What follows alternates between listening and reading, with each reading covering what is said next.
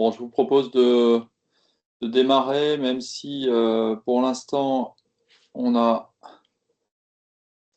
encore des personnes qui vont nous rejoindre. Donc, ce que je vous propose, c'est de commencer par donc vous rappelez l'horaire. On va jusqu'à 9h30. Certains auront peut-être des contraintes de démarrage. Donc, on va essayer de faire en sorte que la majorité des échanges aient lieu même un petit peu avant 9h30. Au sommaire ce matin, donc on va refaire une brève introduction du sujet et puis ensuite, donc on vous présentera avec Bruno le projet 2026 en vous interrogeant aussi sur vos attentes. Donc, je vais commencer d'abord par vous faire en introduction un petit rappel du sujet dans sa globalité avant qu'on ne parle du projet 2026. Donc le premier point, si toutefois vous n'avez pas pris connaissance du cadre proposé par le club, vous savez que euh, sur le site du club, vous pouvez aussi télécharger le cadre global proposé par le club avec la trame des activités. Et à cette trame des activités, nous avons positionné un certain nombre de sujets avec une marque correspondant à l'éco-responsabilité, ces sujets étant donc des sujets qui, soit directement, soit plus indirectement, ont un lien avec la partie maîtrise de l'éco-responsabilité. On avait bien évidemment déjà pointé un certain nombre d'activités comme étant des activités naturellement éco-responsables. On a repointé aussi encore en 2024 la nécessité de faire en sorte que l'architecture d'entreprise monte en compétence sur cette dimension éco-responsable. Vous avez tous ces points qui sont rappelés au sein du livrable de la trame. Si toutefois vous n'êtes pas familier avec l'ensemble de ces sujets, vous avez déjà un point d'entrée aussi possible au travers de cette trame et des livrables que nous avons publiés précédemment. Alors, la durabilité du SI. Ce que je vais dire avant de revenir sur ce slide, c'est qu'effectivement, on a deux dimensions et en fonction des activités de vos entreprises, ces deux dimensions, elles ne présentent pas le même intérêt pour l'éco-responsabilité. Vous avez une dimension Green IT, une dimension IT for Green. Il est clair que pour des entreprises industrielles, par exemple, la dimension éco-responsable, elle ne va pas être tirée majoritairement par l'IT, puisque vous avez tout un tas d'activités qui, par ailleurs, consomment énormément de ressources et génèrent du CO2, consomment de l'énergie. Pour autant, même si vous êtes dans une entreprise industrielle, la dimension IT reste à challenger, puisque on le sait, avec l'arrivée du cloud, de plus en plus, hein, ces activités vont consommer aussi bien de l'énergie que du CO2. Donc, on vous a repoussé là, sur l'introduction les éléments clés mis en avant par le Shift Project l'année dernière. Le point majeur, c'est que bien évidemment, vous avez avec des offres grandissantes, des usages qui augmentent, et cette boucle, elle est continue. Elle est continue et elle ne va pas dans le sens de l'amélioration de la situation, aussi bien consommation d'énergie que consommation de CO2. D'où l'importance de mesurer et de piloter cette dimension empreinte carbone. Donc c'est la raison pour laquelle, bien évidemment, on souhaite cette année s'attaquer à cette dimension pilotage et voir dans quelle mesure les outils vont pouvoir nous aider.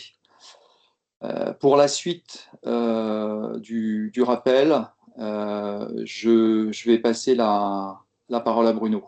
Ouais.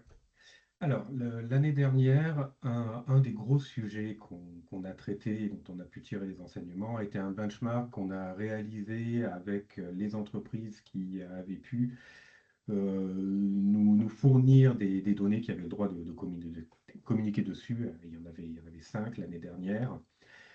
Et on a analysé avec eux, d'une part, la structure de leur bilan carbone. On ne peut pas trop comparer des valeurs absolues selon la taille des entreprises, ça n'a pas beaucoup de sens. Et on a mis cette structure des bilans carbone en regard de deux autres référentiels, celui de l'ADEME et puis celui de l'association Green IT. Et puis on a regardé aussi les tendances d'évolution lors d'un deuxième atelier. On est rentré dans les valeurs associées aux différents postes et d'une année sur l'autre, sur 2, 3 ans, en fonction de l'historique qui était disponible, on a regardé un petit peu ce qui se passait. Les conclusions, c'est ce que vous avez là sur ce slide. La première conclusion, quand on regarde juste la hauteur des barres, vraiment de très très loin, c'est que le benchmark qu'on a eu est assez en ligne avec ce qui a pu être fait par l'ANEM et le Green IT, donc ça valide un petit peu nos chiffres. Avec deux gros constats, plus un troisième. Le premier, c'est que tout ce qui est équipement utilisateur, donc ce qu'on appelle le tiers 1, dans notre modèle qui est un modèle classique, hein, qui est utilisé un petit peu partout. Donc l'impact des équipements utilisateurs est toujours autour de, allez, entre 40 et 50%, donc ça représente quasiment la moitié de l'impact. Et qu'il y a de gros efforts qui sont faits, il y a un effet volume sur lequel on peut jouer, et les pourcentages alors, sont relativement stables, voire plutôt à la baisse. Si on tire un peu le trait, on voit que les leviers de sobriété numérique qui sont mis en place, l'allongement de la durée de vie des équipements au premier chef, portent leurs fruits et que finalement la part baisse. Par contre, la valeur absolue reste en hausse. Donc ça, c'est pas la bonne nouvelle. Euh, je passe directement au troisième tiers parce je veux mettre les deux en regard. C'est que en face de cette stabilité, voire de cette baisse de la part des équipements utilisateurs, on voit une augmentation constante du tiers 3 des centres informatiques, donc en gros le système d'information. Et ça, c'est tiré principalement par le cloud. Et on voit que on se doute, on pressent qu'avec l'IA, ça va augmenter encore plus. Et vu la vitesse à laquelle le déploiement et l'utilisation de l'IA progressent dans les entreprises, ça pourrait augmenter très très vite. Euh, le tiers 2, juste quelques mots pour dire que c'est très compliqué en fait à étudier, notamment parce que c'est pas très très normalisé et selon les entreprises, on a la téléphonie mobile qui est dedans, qui n'y est pas, et ça brouille quand même pas mal les cartes. Donc ça a été un peu la boîte noire du benchmark. On voit que c'est quelque part entre 5 et 25%, ce qui fait quand même un gros écart. Donc de toute façon, ce qui est important, c'est de dire que c'est loin derrière les équipements utilisateurs et loin derrière le tiers 3 des centres informatiques et qu'on a une progression forte sur la partie centre informatique back-office. On peut passer au slide suivant, s'il te plaît. On va regarder encore un tout petit peu plus loin dans le rétroviseur en 2024, lorsqu'on avait fait un travail sur la mesure avec des questions sur la méthode et comment on fait des bilans. Il y a quatre grands enseignements qui avaient été tirés, qui pour nous deviennent plutôt des évidences, mais sans doute pour vous aussi, on va quand même les rappeler, histoire de les avoir en tête. Et ce sont, allez, on va dire, les des fondements pour ce qu'on veut faire cette année. Euh, le premier enseignement, c'est que le numérique, pardon, l'éco-responsabilité et le numérique responsable, c'est un sujet qui est transverse à toute l'entreprise. On avait parlé à l'époque de capacité numérique responsable au sein de l'entreprise, donc ce n'est pas une question de DSI ou d'un métier, mais c'est vraiment une dimension traversante qui doit être prise en compte au niveau gouvernance, d'où aussi le projet de cette année.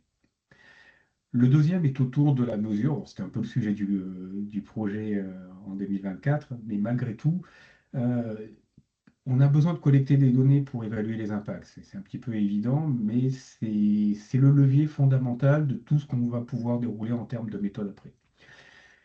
Et un des enseignements, c'était que, OK, mesurer avec notre CMDB, notre parc, les consommations électriques sur nos équipements, c'est bien, mais on peut aller aussi plus loin avec des choses qui sont pas nécessairement très compliquées, mais d'avoir des questionnaires standards dans les appels d'offres, éplucher un peu les éléments réglementaires. Donc, faire feu un peu de tout bois pour avoir les bonnes informations pour justement derrière être en capacité de mesurer et aussi de décider et d'arbitrer.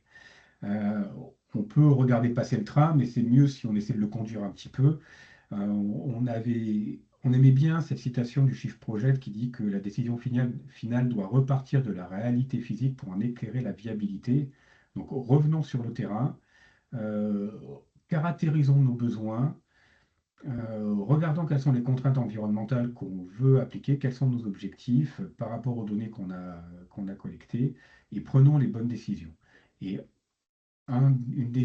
il faut agir le plus en amont possible. Et la première chose à faire, c'est encourager la frugalité des besoins ou des usages, selon si vous êtes un produit ou un projet. Le dernier point, c'est que l'éco-responsabilité, le numérique responsable, bien, ça se construit, évidemment. Donc, ça se construit à travers les projets et les produits. Donc, il faut disposer des bons indicateurs. Donc, on mesure et après, on est capable de communiquer sur des choses qui sont partagées. Il faut avoir les bons référentiels pour que l'impact qui est mesuré soit compris par tout le monde et soit comparable dans les différents segments de l'entreprise ou du numérique et qu'on puisse orienter les décisions. Je parlais tout à l'heure de faire ça le plus en amont possible. Pour ceux qui connaissent un peu le DevOps ou le GreenOps, c'est vraiment le shift left. Il faut concevoir sobrement, donc faire ça le plus tôt possible, parce que faire du numérique responsable, une fois que le produit est là, c'est quand même un peu tard, c'est beaucoup plus compliqué. Et puis piloter dans la durée, bien évidemment, pour pouvoir guider la roadmap et guider les orientations au fur et à mesure que le temps passe. Je vais te repasser la main, Philippe, pour la suite et la présentation du projet 2026. Merci. Donc pour le projet 2026, donc on va déjà vous rappeler les objectifs. Donc les objectifs, Bruno a remis l'accent aussi sur la nécessité de mesurer régulièrement. On est justement dans cette dynamique pour mesurer régulièrement. Il faut avoir le maximum on va dire, de solutions, de calculs prémâchés, de vérification. Et donc, on se pose la question dans, dans ce cadre-là, est-ce que des outils externes peuvent aider, puisqu'on a vu précédemment que certaines entreprises s'étaient mobilisées pour réaliser beaucoup de choses en interne. Mais progressivement, on voit que des solutions d'aide au pilotage arrivent. Donc, Notre objectif, le premier, c'est de voir quels peuvent être les apports de ces outils dans le cadre du pilotage des impacts environnementaux. Donc ça, c'est le premier élément, c'est vraiment l'apport de ces outils. Ensuite, regarder aussi comment ça se positionne par rapport aux pratiques sobriété numérique. En gros, qu'est-ce que ça couvre et qu'est-ce qui reste à traiter. Donc ces plateformes, deuxième objectif, on souhaite pouvoir mettre en avant des fonctionnalités, mais aussi avec un dialogue avec les éditeurs, et ça sera un des objectifs pour les retours d'expérience, de comprendre quels sont leurs roadmaps et d'essayer de proposer une comparaison entre ces différentes solutions. Donc, on va le faire au travers de retours d'expérience. Et notre objectif cette année, comme on avait pu le faire aussi l'année dernière sur d'autres thématiques, moins pilotage, c'est de faire en sorte que on arrive à mobiliser non seulement des éditeurs, mais en plus des entreprises utilisatrices. Donc, on a déjà glané l'accord de certains éditeurs dont on vous parlera un petit peu plus loin. Maintenant, ce matin, si vous êtes intéressé par d'autres solutions d'outillage, on pourra voir comment essayer d'obtenir des retours d'expérience sur ces outils. Et le dernier objectif, évidemment, c'est de voir comment ces outils, vous pouvez les utiliser à moyen terme, puisque bon, il y a quand même en général un peu de mise en œuvre avant que ce soit utilisable. Je te laisse faire Oui, la oui, présentation de la suite, Bruno. oui, tout à fait. Je répondais à Corinne qui disait qu'elle devait nous quitter et je lui souhaitais une bonne D'accord. journée. Alors, démarche du projet. Donc, on va faire ça en quatre stades. Le premier le lancement du projet qui commence aujourd'hui. Euh, D'ici allez, le mois d'avril, avec les vacances scolaires de février au milieu, on va vouloir recueillir vos attentes, identifier des binômes utilisateurs-éditeurs, comme le disait Philippe.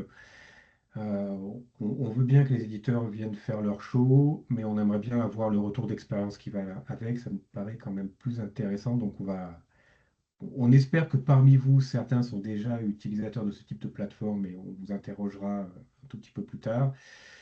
Ou si vous connaissez des gens, ou sinon on prendra notre bâton de pèlerin et on essaiera de trouver des retours d'expérience à mettre en face de ces plateformes. Et puis, du coup, en fonction de ce qu'on aura trouvé, on choisira les plateformes qui feront partie du projet et qui seront présentées lors des ateliers. Euh, une deuxième partie sur les apports des outils du marché. Euh, on va regarder justement donc, ces outils qu'on aura identifiés, voir quelles sont les fonctionnalités qu'ils proposent, voir qu'est-ce que ça peut vouloir dire pour nous, alors nous au sens DSI souvent, architecture d'entreprise en particulier, essayer de projeter la valeur ajoutée et le positionnement de ces plateformes.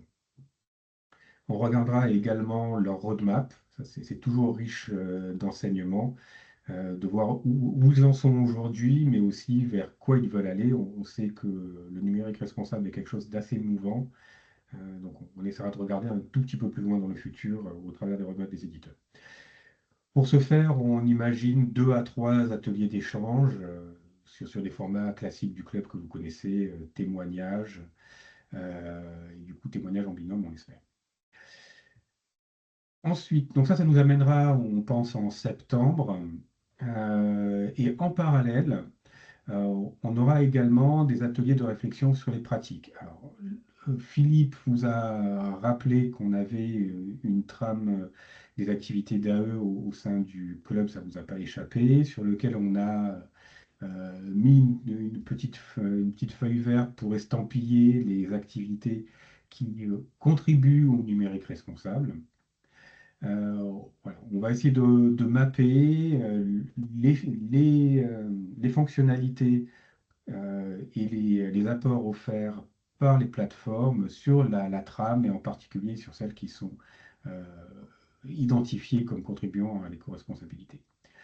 Et puis au-delà de l'architecture responsable, à tout ce qui relève du RSE. Pour cela, on imagine voilà, 1 à 2 ateliers. Ça sera, alors on verra en fonction du calendrier, de ce qu'on aura trouvé dans le stream précédent, comment on intercale ou comment on séquentialise ces ateliers. On verra ça ensemble avec vous. Et puis en octobre, la finalisation avec un atelier de synthèse, potentiellement en présentiel. On en reparlera si ça vous intéresse. Où l'idée c'est de remettre tout ça en perspective, euh, en perspective entre eux, donc pour avoir une vision un petit peu globale, et puis en perspective d'une mise en œuvre réelle dans vos entreprises. Euh, et il y a un point auquel nous, enfin, qu'on regarde de près, c'est tout ce qui est GreenOps, qui nous semble être le bras armé du numérique responsable. Donc, si cela vous convient, on en parlera également et voir comment on peut articuler la mise en place de ces plateformes, la gouvernance et le GreenOps. Donc, en résumé, on va comparer des plateformes de référence qu'on aura choisies ensemble. On fera ça au travers de retours d'expérience lors d'ateliers, en mettant en place des binômes entre les éditeurs et les entreprises utilisatrices, et on a entre 4 et 5 ateliers, plus une réunion de synthèse. Et on va essayer de rameuter un petit peu plus large que l'architecture en ayant une participation des acteurs du RSE. Alors ça, c'est le slide où je vais vous passer un petit peu la parole. Euh, on, on a essayé de regarder pour présélectionner des plateformes. Il y en a 4. Vous étiez là à la réunion, à la journée pro. Bon, vous avez vu lesquelles. Mais malgré tout, le panorama va quand même est beaucoup plus large que ça. Euh, pour nous, il y a 2 types de plateformes qu'on peut considérer. Tout ce qui est vraiment les plateformes de pilotage du numérique responsable. Il y en a quelques-uns ici, je vous laisse lire les noms. Euh, et dont l'objectif est vraiment d'aider au pilotage et à la gouvernance du numérique responsable. Et ça nous permet, enfin, ils veulent outiller et aider à structurer la démarche. Et puis si on regarde un petit peu plus large, je parlais de RSE juste avant, il y a des plateformes qui sont plutôt des plateformes de pilotage RSE dans lesquelles on peut avoir un sujet numérique responsable. Donc il y en a d'autres qu'on a trouvés. Euh, alors, c'est un petit peu plus large, mais c'est peut-être aussi une bonne solution.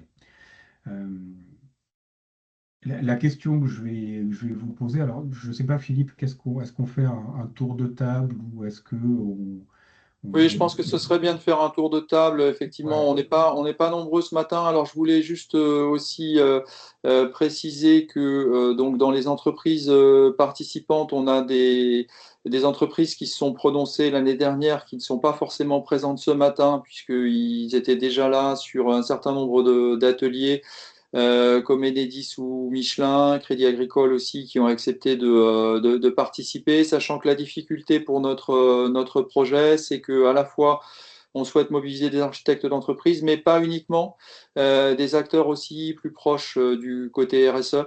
Et ça nécessite évidemment que vous fassiez un petit peu bah, comment dire, de prosélytisme en interne pour amener du monde sur ce projet au-delà de l'architecture d'entreprise. Ces acteurs seront présents bien sûr au moment des ateliers aussi. Et là, on souhaitait que, ben, pour ceux qui sont présents ce matin, n'hésitez pas à nous dire ce que vous attendez d'un projet comme celui-ci. Donc, on vous laisse la parole. donc peut-être faire un petit tour de table comme on le disait. Ce que je vous propose, c'est que vous disiez peut-être simplement pour un mot pour vous présenter, parce que je pense que je vous connais à peu près tous, mais vous ne vous connaissez peut-être pas nécessairement tous entre vous. Nous dire où vous en êtes, si vous en êtes quelque part, si vous avez commencé quelque chose autour des plateformes de pilotage, et nous dire quel outil au singulier ou au pluriel vous utilisez. Comme je vous dis, ce slide n'a pas vocation à être exhaustif, mais plus illustratif. Alors, je vais regarder qui sont les participants. On va dans... C'est un ordre alphabétique. Isabelle Boudard de la SNCF, est-ce que tu peux nous dire quelques mots sur où vous en êtes côté SNCF, justement?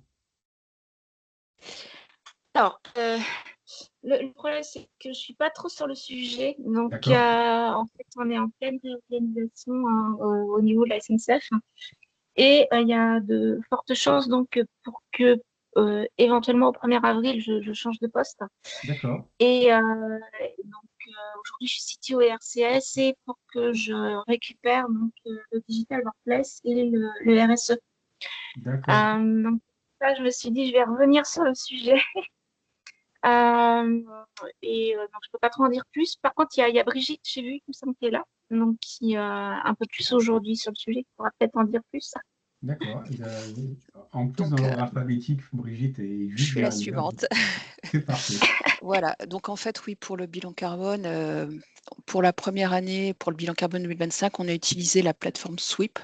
Ok, Et de nouveaux modules nous ont été présentés comme le module Agir pour nous permettre donc justement de planifier des choses pour améliorer notre bilan carbone et de faire aussi des dashboards. d'accord. Et Voilà. c'est quelque chose qui est nouveau? Vous avez plusieurs années de retour d'expérience? C'est la première année là qu'on Première année. l'utilise. Ouais, Ok, super, excellent. tout nouveau. Pierre Capel? Oui, bonjour. Donc Pierre Capel de la métropole européenne de Lille. D'accord, Donc moi, c'est la première fois que j'interviens, hein. Donc voilà, j'ai été gentiment invité par Isabelle Le par Isabelle. Tellier, qui est chez nous et est urbaniste. Donc nous, au niveau métropole européenne de Lille, on est un peu en phase de démarrage. Alors, on fait du numérique responsable et de la RSE, bien sûr, mais on est en train un petit peu justement de bâtir plutôt la politique générale. Pour ça, en fait, on est dans une phase de labellisation avec l'Institut du numérique responsable. Donc pour l'instant, on est un petit peu dans cette phase, je dirais, à la fois d'audit, d'engagement, etc. Donc on n'est pas encore véritablement orienté vers des choix de plateformes de pilotage numérique responsable ou de RSE, mais voilà, c'est intéressant. En tout cas, j'écoute avec intérêt et je pense qu'il y a effectivement il y a des choses qui pourront, en tout cas, nous intéresser pour la suite. Super. Euh, Peut-être Isabelle, je te donne la parole en même temps pour pas revenir sur la métropole. Oui, bah c'est bien d'interroger Pierre avant moi, puisque effectivement je l'ai invité pour que potentiellement il suive ce projet. Effectivement, Ok, dans le cadre de notre mise en place en fait, hein, de tout ce qui est potentiellement pilotage du numérique responsable. d'accord, très bien. Eh ben, Pierre, bienvenue dans le groupe de travail. Merci beaucoup. Erwan Collomb, SNCF. Oui, bonjour, donc Erwan, moi je travaille avec, pour l'instant avec Isabelle et Brigitte, donc sur cette partie-là. Donc comme Brigitte l'a déjà dit sur le bilan carbone, bah, c'est plutôt elle qui s'en est occupée cette année, donc je ne vais pas revenir dessus. Ce qu'il y a en plus, c'est qu'il y a un appel d'offres qui est en cours chez nous, enfin qui est un cahier des charges qui est en cours de rédaction pour plutôt un outil de mesure de l'impact en fait, Green IT en fait, enfin sur la Green D'accord, IT, donc des choses comme ça. Ils sont en train de le rédiger. Je ne sais plus où ils en sont au niveau rédaction et planning. Mais c'est on va dire, voilà, c'est en parallèle. c'est en cours. D'accord, Je ne sais pas si ces outils sont tout à fait le besoin qui sera exprimé par le cahier des charges, mais voilà, il y a ça en place. très bien. Merci beaucoup, Erwan. Alors, tac, j'ai perdu ma liste. Régis Ordier.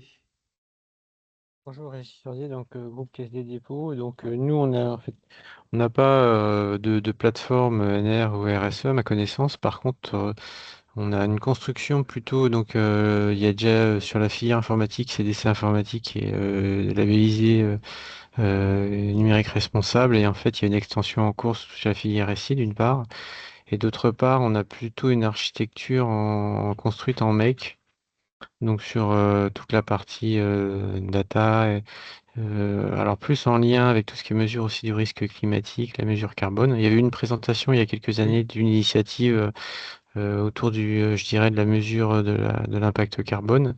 Donc là, c'est plus aussi pour voir. Alors, je vais voir avec mes collègues comment est-ce qu'on s'organise pour éventuellement suivre les travaux du groupe cette année et de voir un petit peu derrière comment le marché se constitue justement sur la problématique du pilotage et notamment aussi la construction et la capture des données en entrée. Puisque on a un gros projet, enfin, on est orienté, nous, sur une architecture data en médaillon avec les constructions d'un certain nombre de data hubs, notamment sur la notion de risque climatique et de mesure aussi l'impact carbone.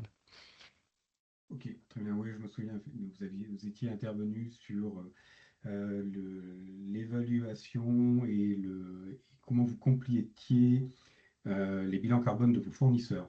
C'était très Voilà, intéressant. tout à fait. Et il y avait une initiative, alors je sais pas où est-ce qu'elle en est actuellement, mais il y avait une initiative justement pour essayer de tester en fait le modèle avec d'autres parties prenantes en partant du principe, enfin en partant du constat qu'il y avait en fait certaines limites dans les modèles, je crois notamment le modèle de l'ADEME.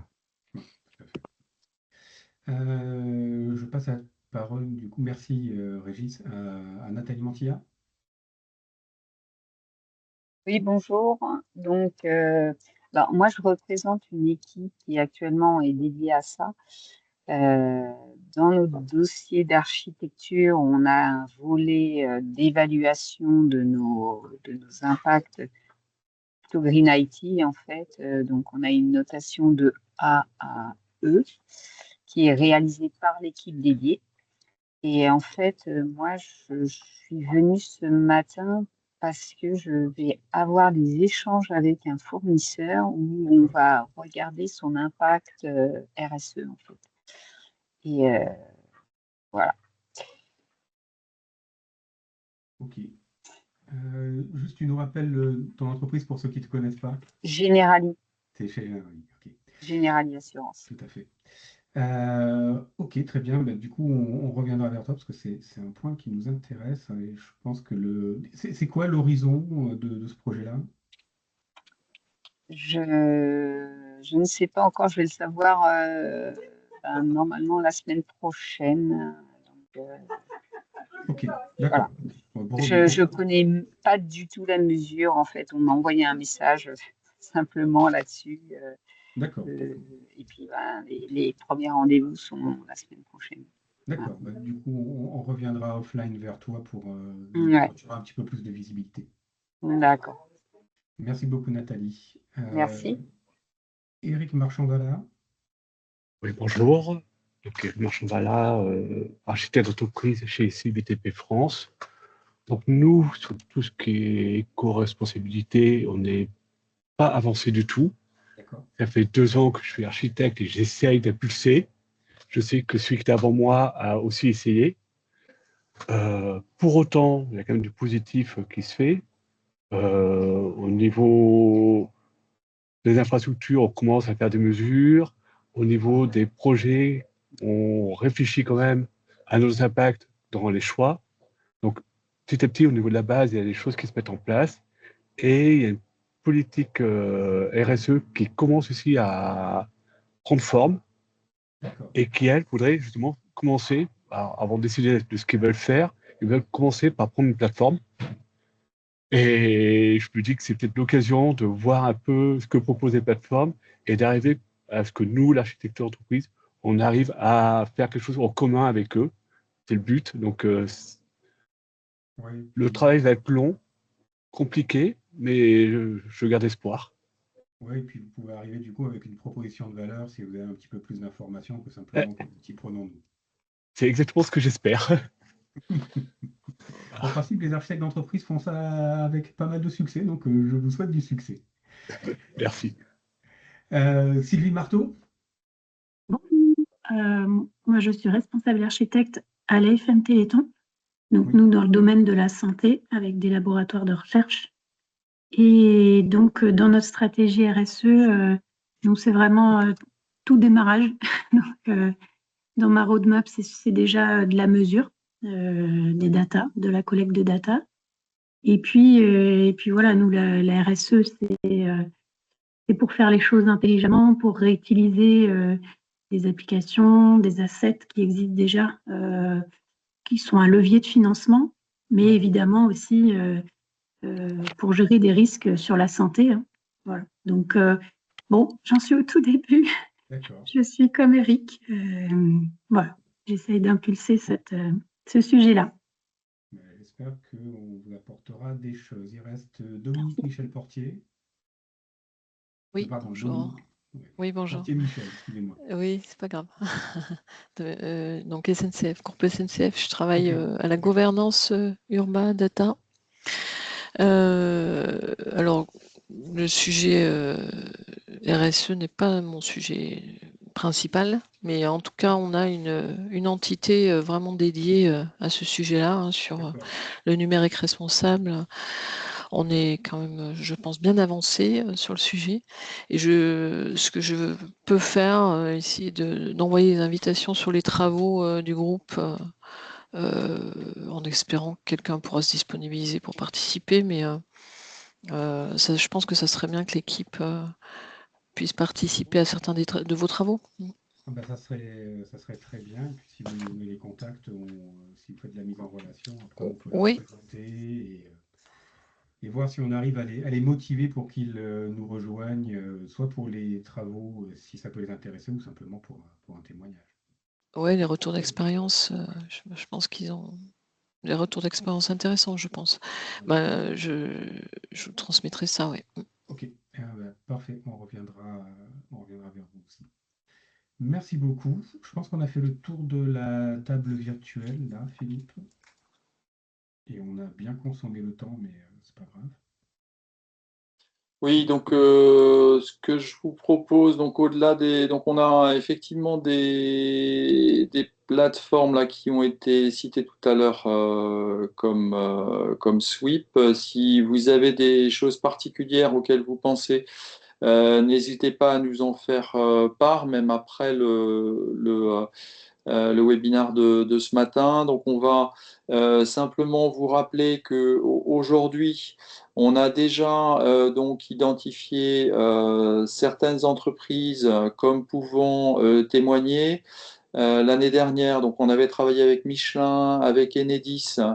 La RATP aussi est revenue vers nous. Le Crédit Agricole qui avait fait un événement, une présentation lors d'une journée pro l'année dernière. Donc, ce que l'on souhaite effectivement, c'est d'avoir un petit peu d'alimentation sur ces questions plateformes. Donc, en particulier, vous avez cité Sweep par exemple. Nous, on s'était pas mobilisé forcément pour ce type de plateforme, mais visiblement, ça peut être intéressant. Donc, il faudra qu'on voit comment on peut les approcher. Donc, ça peut être aussi des contacts pour lancer ces opérations. Et donc pour les personnes qui participent ou souhaitent participer, n'hésitez pas à communiquer de manière un peu plus large, comme on l'a dit tout à l'heure. Nous, on a besoin aussi de toucher des acteurs qui sont à la frontière des architectes d'entreprise.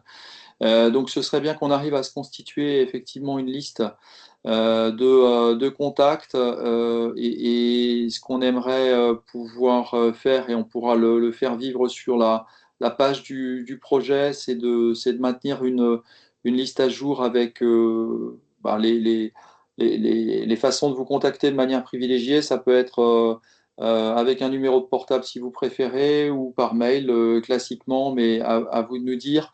On est preneur en tout cas de cette manière de fonctionner. Donc pour des retours d'expérience, si toutefois vous pensez à quelque chose dès à présent, vous avez le fil de conversation, vous pouvez revenir vers nous. Pour les contacts principaux de vos entreprises, si vous voulez nous en faire part dès à présent, c'est pareil, le fil de conversation, vous pouvez nous le préciser. Et si vous avez des suggestions, n'hésitez pas. On a encore un tout petit moment avant de reprendre la frise la frise temporelle où je peux la projeter dès à présent peut-être, et puis comme ça vous pouvez utiliser le fil aussi de conversation si vous avez des choses à nous dire dès ce matin. Nous, on a noté donc vos contacts et on reviendra vers vous aussi par mail au besoin. Les inscriptions vont se faire en parallèle. Et puis, on va rajouter donc à la liste des participants les personnes qui s'étaient prononcées l'année dernière, mais qui ne sont pas là forcément ce matin pour le webinaire de lancement.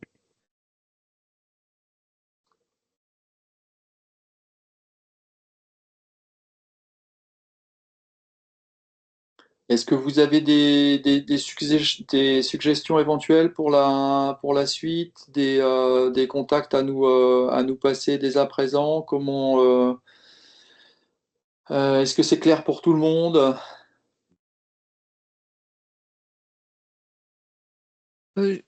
Pour me concernant, je vais voir en interne quelle est la personne qui serait la plus à même de participer et je vous transmettrai ça par mail. Ok, Très bien, super. parfait, Dominique.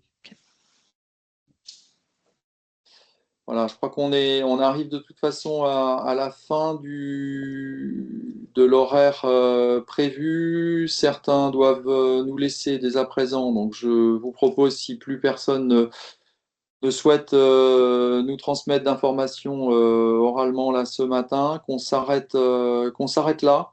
Vous avez nos adresses mail à Bruno et à moi-même dans l'invitation. Donc, ce sont deux adresses Gmail, Bruno Rizzi, Philippe Bucco, deux adresses Gmail où vous pouvez nous transmettre vos infos. Donc, elles sont dans l'invitation et on vous les rappellera par un envoi qu'on va faire très prochainement.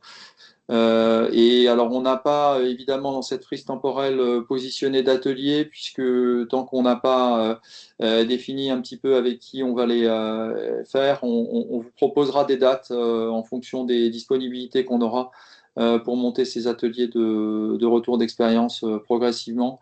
Là, on va avoir un petit peu de travail d'organisation avec Bruno pour voir comment on peut faire et à quel horizon on peut vous proposer ce premier rendez-vous. On vous remercie pour votre participation ce matin. Et puis, on vous souhaite donc tous une bonne journée. On va communiquer sur la page projet et puis on échange avec vous par mail pour la suite. Merci beaucoup. Merci à tous. Merci. Merci, bonne journée. Merci, au revoir. Merci, bonne journée.